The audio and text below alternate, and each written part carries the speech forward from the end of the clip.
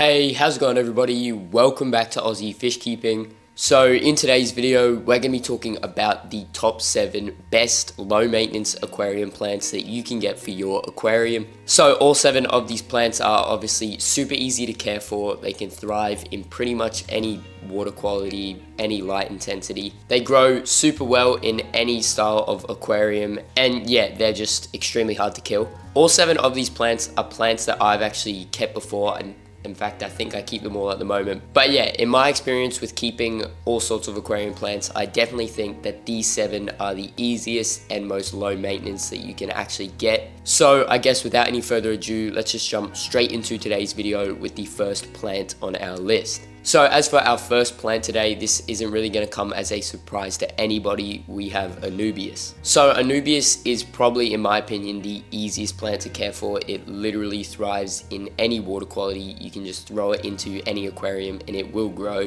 One of my favorite things about Anubias is that it is actually a rhizomial plant. So what that means is that it actually doesn't need substrate to grow, and you can actually just use super glue to stick it on things like wood or rocks or any other like structures in your aquarium. Personally, what I do to actually propagate this stuff is I just get a big bag of like those little scoria rocks, and every time the Anubias gets big enough, I just trim it and super glue it to a little piece of lava stone, and then you can just grow them from there. You can put them in any aquarium you want. It's super easy to do. The only downside to them, in my opinion, is that they are a little bit slow growing, so it can take them quite a while to actually gain some size for you to be able to propagate them. But once they do start growing nice and large and you get a nice big mother plant, it can be super simple to propagate hundreds and hundreds of pups. So along with these guys being easy to propagate and super tolerant of any water parameters, they're also tolerant of a variety of aquarium fish. So a lot of the more aggressive, I guess, aquarium fish that actually eat plants, so things like goldfish or African cichlids,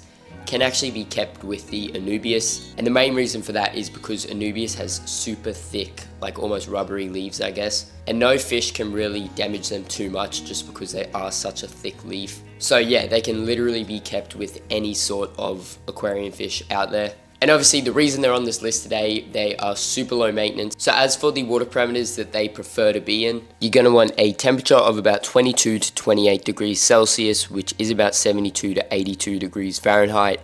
And you should keep them in a pH anywhere between 6 to 7.5. As for lighting for these guys, they are one of the greatest low light aquarium plants, so it's actually better to keep them in lower light conditions. So these are the perfect plant if you have a heavily planted aquarium and a little bit of light is actually shaded from the aquarium.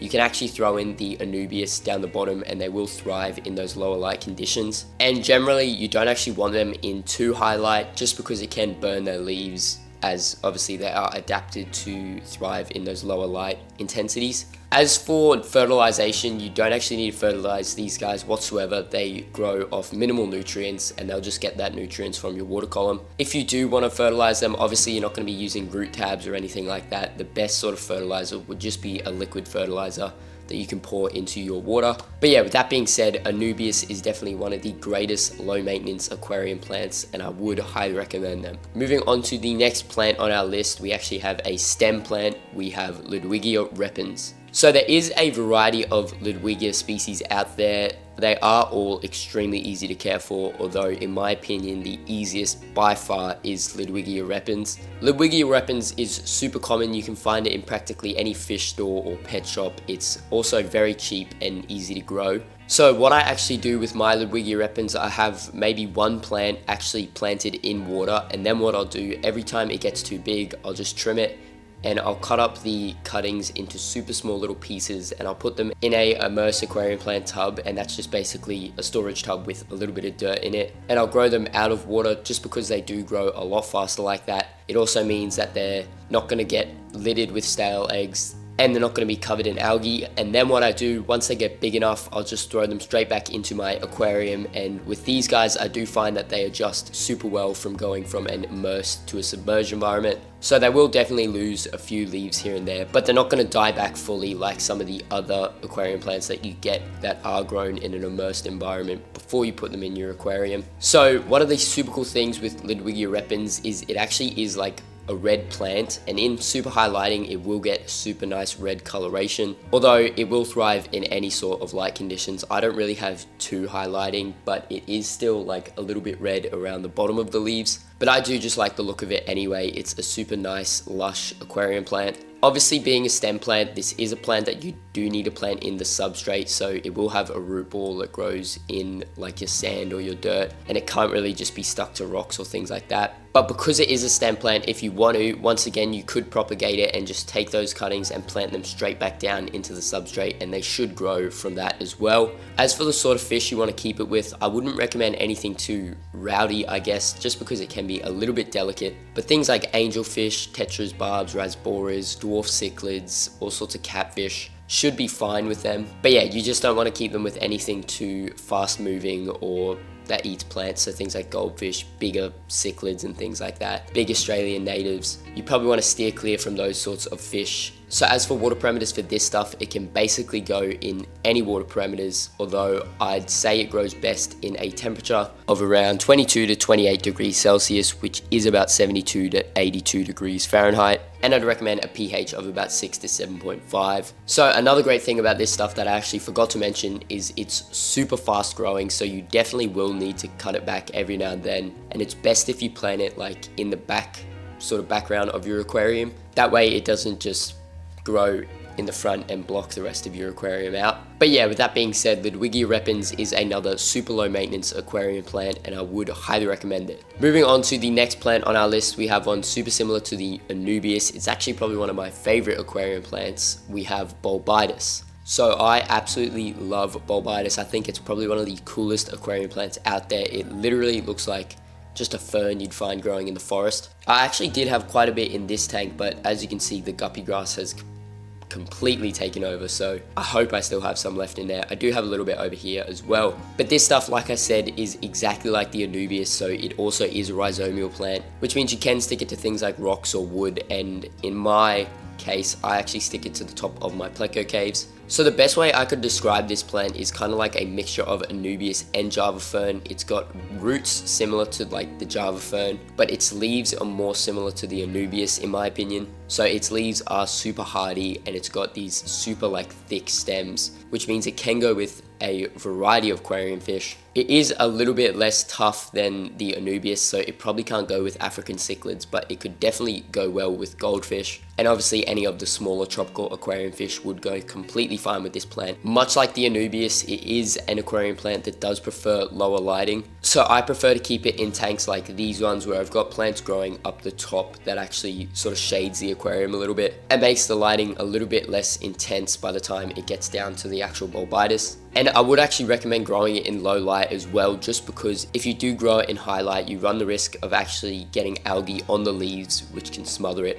And I have had that happen before, and it's absolutely so annoying, so I'd try and steer clear from that. As for the water parameters for this stuff, again, it thrives in pretty much any water parameters, but I would recommend a temperature of around 22 to 28 degrees Celsius, which is about 72 to 82 degrees Fahrenheit. And then as for the pH, I'd recommend something about 6 to 7.5. But yeah, with that being said, Bulbitis is another low maintenance aquarium plant that I would highly recommend. Moving on to the next species of plant on our list, I briefly just mentioned it, we have Java fern. So obviously, like I said, Java fern is super similar to the Bulbitis. It is again a rhizomial plant, so it can grow on your rocks, it can grow on your wood or any other structures in your aquarium. And one of my favorite things to do with it, I actually did this a long time ago. If you get the micro Java fern, you can actually sort of stick it into the sponge of your sponge filter, and it will just grow in that, and it looks super cool.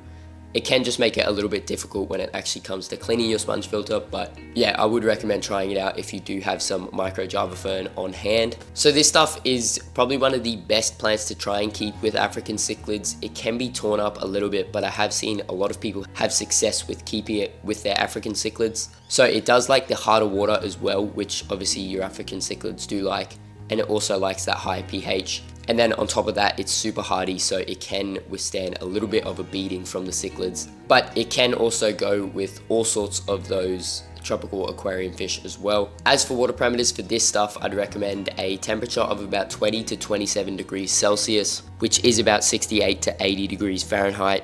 And I'd recommend a pH anywhere between 6 to 8. So the super cool thing about Java fern is that it actually grows little pups on like its actual leaves, and what you can do is you can actually wait till those pups get like a decent size, you can pluck them off and you can just put them on rocks or on wood in your aquarium and you'll grow a whole new Java fern plant. But yeah, with that said, Java fern is another super great low maintenance aquarium plant. Moving on to the next type of plant on our list, we actually have a floating plant. We have Foxtail. So Foxtail and hornwort is super similar. I think a lot of people do get them mixed up every now and then. Hornwort is another great low maintenance plant, but for this list today we've got Foxtail just because in my opinion it takes no effort to grow and it grows like absolute crazy. And I think what makes the Foxtail completely different to the hornwort is that the Foxtail actually prefers to be like a floating plant like I've got it here, whereas hornwort I believe does prefer having substrate to grow into. Don't quote me on that, I'm not really too sure about hornwort, but I definitely know that the Foxtail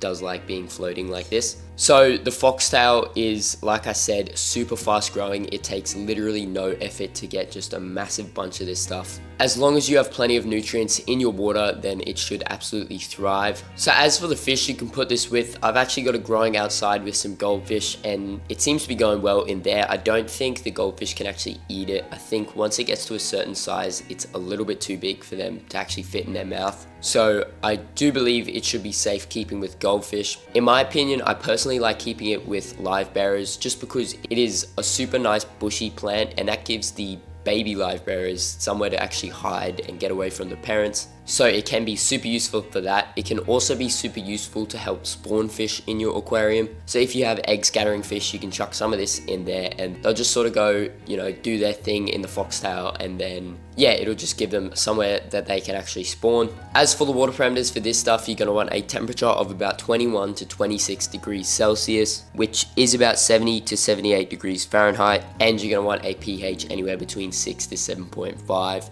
Again, with this stuff, I'd recommend really taking a close look at your lighting. It does well in high lighting, it also does well in low lighting. The only problem I find is it can get the algae growing on it as well, which can be super annoying. You basically just have to get rid of the whole plant if it's got algae growing on it. But for the most part, it's really good at sucking up any excess nutrients, so it is very hard for the algae to actually start growing on the plant. It only really happens when you've got super high lighting or a super long light period. But yeah, with that being said, Foxtail is another super easy to grow, super low maintenance aquarium plant. Moving on to the next species of plant on our list, we actually have a moss. We have Java moss. So Java moss is very easy to grow, very easy to care for. It can go with so many different fish species, and it's again one of the best natural spawning mediums you can use. So I actually don't really keep much of this stuff. I do have a little bit growing just because I feel like every fish keeper should have some. I just kind of feel like an outsider if I didn't have any, so I had to get a little bit. And I'm not gonna lie, recently I've been struggling with it a tiny bit, and the only reason I've been struggling is because I actually left my light on too long for a few weeks and I didn't even realize. And now I've just got all this algae growing in it and it's super annoying. I don't know really what I'm gonna do. I'll probably just have to use some hydrogen peroxide on it. But as for the plant itself, it is super easy to grow. It's super fast growing and it's a great plant to use with live bearers. It gives their fry somewhere to hide. It's also great for cherry shrimp, so cherry shrimp will often like fossick around in it and pick out any bits of leftover food. They'll also pluck any of the algae off it. And it's great for a spawning medium for things like barbs, tetras, any of those egg scattering aquarium fish. And it's super great for just adding a little bit of greenery into your aquarium in a short amount of time. So because it is so fast growing, you can throw a little bit of it in there and it can fill up spaces in your aquarium and make it look much more inviting, and yeah, it just can be great for that as well. As for the water parameters for it, it's super easy to care for, so a temperature of about 20 to 27 degrees Celsius, which is about 68 to 80 degrees Fahrenheit. And you're going to want a temperature anywhere between 6 to 7.5. So yeah, with that being said, Java moss is another super great little low maintenance aquarium plant. Moving on to the final species of plant on our list, we actually have another moss, and I'm sorry if I butchered the name, but we have Susswassertang. So I'm not going to lie, this one gets me tripping up on the name all the time. I call it Susswassertang, but I have heard people calling it Subswassertang. I think it is sub. Like, I think there's something to do with the S's sounding like a B. I'm not sure, I think I read that on Instagram or something, but I'm just gonna call it Susswassertang just because that's what I like to call it. So I actually did used to think this stuff was super hard to grow until I got some of it for myself, and now I realize it's literally one of the easiest plants to grow. So it's a super wacky looking plant. It almost looks like algae or like something you'd find in the ocean. I don't really know, but it is super cool. So it's very similar to the Java moss in that you can just throw it in your aquarium and it'll fill up a space very quickly. The only problem I sort of find with it is that it doesn't really hold on to things too well. So it's just sort of like floating around at the bottom of your aquarium, and it can be kicked up easily, it can be dislodged, and yeah, I don't know, it doesn't really hold on, for me at least. I have seen other people keep it and it just seems to hold on to structures in their aquarium very well. I don't know what I've done to it, but it is definitely growing very well, it's just not holding on. So this stuff is again super great for the live bearers, it's great for the cherry shrimp, great for egg scatterers. Any tropical aquarium fish can go with it. As for water parameters, again, I'd recommend a temperature of about 20 to 27 degrees Celsius, which is about 68 to 80 degrees Fahrenheit, and a pH of around 6 to 7.5. I would also recommend keeping this in low lighting and relatively low flow. So because it doesn't hold on very well, you don't want it in high flow, it can just be moved around constantly and get caught in your filter. And also because it's in low light, it'll mean there's less chance of it being smothered by algae. But yeah, with that said, Susswassertang is another super great low maintenance aquarium plant, and I would highly recommend it. So that is actually going to bring us to the end of today's video. I hope you all enjoyed, and I hope this video helps a few of you guys out. If you did enjoy today's video and you haven't done so already, please make sure to go down and subscribe, and while you're down there, smash the like button and comment your thoughts on today's video. I always love going down there and reading them all, and I try to reply back to as many comments as I can. Also, if you haven't done so already, make sure to go check out my website, aussiefishkeeping.com. I've got all sorts of fish, botanicals, and other aquarium products up there at the moment. But yeah, with that said, thank you all so much for sticking around the end. I hope you all enjoyed, and I'll see you all in that next video.